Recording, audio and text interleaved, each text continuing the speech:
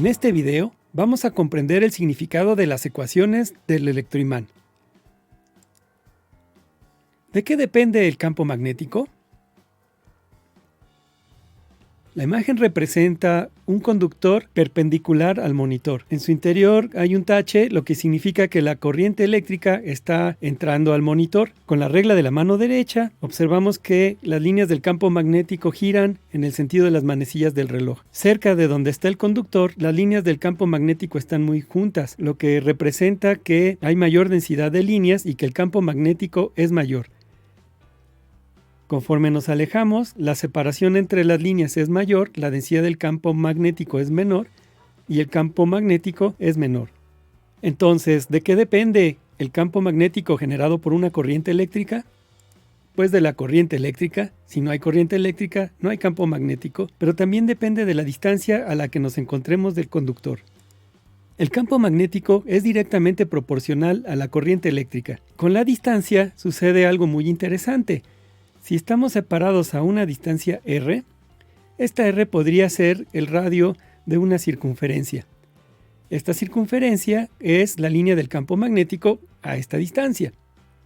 Si la distancia fuera menor, la circunferencia sería menor y el campo magnético se reparte en un perímetro menor que cuando estamos más lejos. Por esta razón, el campo magnético es más débil conforme nos alejamos del conductor. El campo magnético es entonces inversamente proporcional al perímetro de la circunferencia de la línea del campo magnético, o lo que es igual, inversamente proporcional a 2πr, donde 2π por el radio es el perímetro de la circunferencia.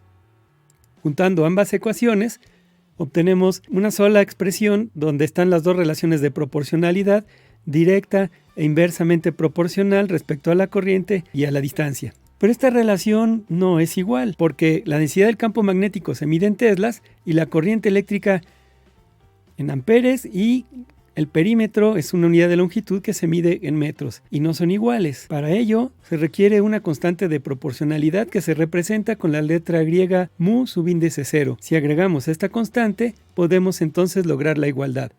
Esta constante funciona como un factor de conversión de unidades que nos convierte amperes entre metros a teslas. Pero esta constante también tiene una interpretación física. Se le conoce como la permeabilidad magnética, en este caso en el vacío, por eso tiene este 0 como subíndice. Sus unidades son tesla por metro entre amper. Se puede observar que metro se divide entre metros, se cancela, y el amper de la corriente se cancela con el amper de la constante y la constante nos da los teslas. El valor de esta constante en el vacío es de 4π por 10 a la menos 7 tesla por metro entre amper. Este valor puede variar dependiendo del medio. Por ejemplo, en el hierro el valor es muchísimo más grande. En el caso del aire, o sea de la atmósfera en la Tierra, el valor es muy similar por lo que se utiliza en el vacío. Finalmente, el resto de variables son la densidad del campo magnético, que es la letra B mayúscula y que se mide en teslas, la corriente eléctrica en amperes y la distancia al conductor, R, que se mide en metros. ¿Cómo podemos calcular el campo magnético al interior de un alambre doblado en forma de círculo? Ya sabemos cómo calcularlo respecto a un punto en el alambre. Esta cantidad se suma tantas veces como lo que mide el perímetro de este círculo. Si queremos determinar el campo magnético que aportan todos los elementos del perímetro de la circunferencia en el interior, lo único que hay que hacer es multiplicar la ecuación que ya teníamos por 2πr, o sea por el perímetro, y obtenemos la constante de permeabilidad magnética en el vacío multiplicada por la corriente eléctrica. Esta relación se conoce como la ley de Ampère. Sin embargo, si esta circunferencia es muy grande, la distancia que hay entre un extremo y el otro extremo del alambre en el diámetro de la circunferencia es muy grande. Será poco lo que se contribuirá a incrementar el campo magnético en su interior. Para tener en cuenta este efecto, simplemente se divide la ley de Ampère entre el diámetro, pero el diámetro es 2 veces el radio. Entonces por eso tenemos aquí un 2R dividiendo a la ley de Ampère. Y esta es la ecuación del campo magnético al interior del conductor en forma de círculo. ¿Cómo podemos ahora calcular el campo magnético generado por un electroimán?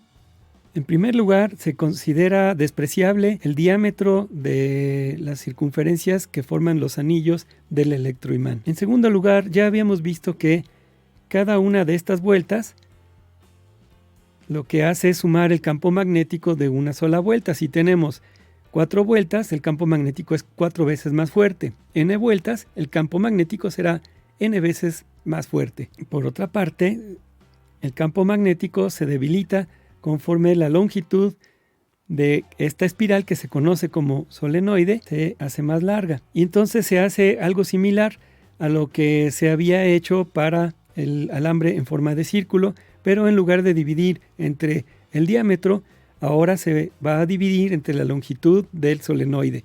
La ecuación para el campo magnético generado por un solenoide es el número de vueltas multiplicado por la ley de Ampère dividido entre su longitud. Conclusión. Para un conductor recto, el campo magnético es la ley de Ampère dividida entre el perímetro de la circunferencia que forma el anillo del campo magnético generado por el conductor a una distancia r. Para una espira, dividimos la ley de Ampère entre el diámetro de la circunferencia formada por el conductor. Y para un solenoide, dividimos la ley de Ampère entre la longitud del solenoide.